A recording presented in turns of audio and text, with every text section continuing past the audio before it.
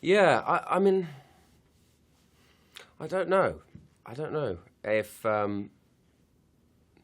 I think that when you're making a film, obviously you have license, like Legendary and Sergei have taken in terms of just conjuring something in their minds and thinking we want these apparitions to be like black smoke and to be able to move through people, or we want the moon, this blood red moon, to coincide with visually with the the rising of these assassins for Mother Malkin's army or whatever. And I think that visually, and in terms of your imagination, the scope is just limitless, and you can have those visual, those images represent any kind of any kind of metaphor or theme that you want. I think in terms of acting, it's maybe even more difficult. You're more constrained because you're constrained by this world that you don't understand, and you're trying to make these moments feel like a real, honest film, but you're not in that setting. So it's almost harder to convince people, I think, that these moments are real to them, rather than just, if you die in a very serious film, if you die in this, people think, well, maybe it's not real, because they don't know where the limits are necessarily. They don't know the setup of the world. So I think sometimes you're maybe more constrained, but it's certainly fun to be able to play with these kinds of actors.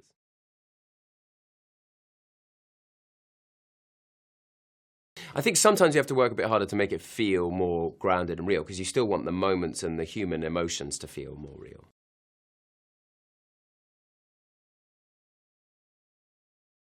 We didn't know. We didn't really know exactly what it was going to look like, and they did. The wonderful thing about making films with this kind of CGI and these kind of effects, you can change your mind after the fact. I think during the filming, one of the characters, I can't remember which, was turning into a sort of a hawk, and then in the end they decided to change her into a dragon because it was kind of more imposing or something like that. But I think it's great that we've got these such strong female characters in terms of the villainous aspect as well, because I think that's fun, because it can be sexy and dangerous at the same time.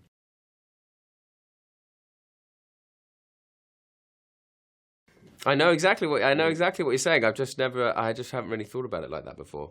I don't know. I think obviously it springs from people. It springs from ignorance. It springs from people not understanding. Being fearful of things they don't understand. And I think that's where, the Salem witch trials and things spring from. Is if something happens they don't understand, it's nice to be able to ascribe blame to something or someone. Nice to be able to pretend that your test of dunking a witch under, if she floats, she wasn't a witch. Well, too late, she's dead. That kind of thing can actually be, is quite sad, really. But I think in our film the witches are just more representative, and as you say, they can really have fun and indulge in those kind of characters.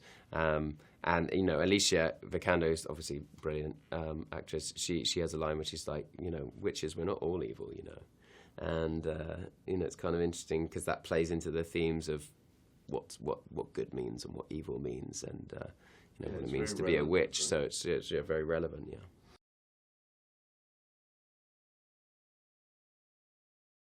Well, I think it brings up another theme in the film, which is the theme of destiny and fate. And and even if you don't think you're a person who thinks very much about destiny and fate and good and evil, we do even in our daily lives. We think about these things a lot. It just we think about them in different contexts and maybe use different language. But how often per day do you hear someone say, "Oh, well, it was meant to be." Or well, that wasn't meant to be. It's something better will come along. You're talking about. This idea of this kind of relative, spiritual, whatever, something that you don't fully comprehend anyway.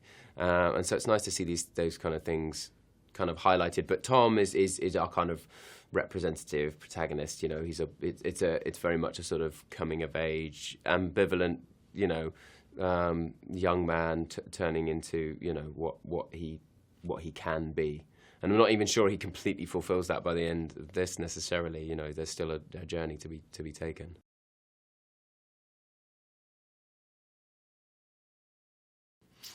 I feel pretty good about it right now. you know, it's a very exciting time for me in that everything I've been working on in the last couple of years is all kind of coming to fruition. It's all coming out at the same time, lots of different kinds of work, which is, you know, all I ever wanted to achieve, was to be able to give the opportunity to play in different types of, and tell different types of stories. As to why I became it in the first place, I came at acting through music. You know, I was always singing when I was a kid and in choirs and stuff, and I started off doing musical theatre, and then kind of, you know, the music phased out, and then sometimes it phases back in when I have a film and I want to play a musician or something. But I think my parents are slightly to blame as well, because they're my dad's a psychiatrist, my mum's a psychotherapist, and you know, they would always ask me how I feel about things when I was a kid, and I think, you know, acting is just a sort of extrapolation of that. How, you know, hypothetically, how would you feel if you were in this situation? I love the psychology of trying to see the world through different people's eyes and try and understand the world in different, you know, walking in different people's shoes.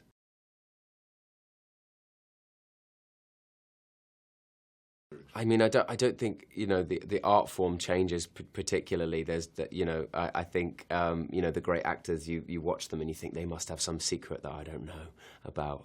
But actually, when you talk to them, it's actually very refreshing. You know, Jeff is an actor who asks a lot of questions on a set, and I'm, you know, someone who asks a lot of questions as well, because I want to fully understand the you know, the world that I'm navigating, and that's kind of refreshing when you see, you know, people that you admire so much, you know, approaching things in a similar way to you. But Jeff was very forthcoming with me, and very, you know, he shared a lot, and he really treated me, you know, in the same way that the character was treating me.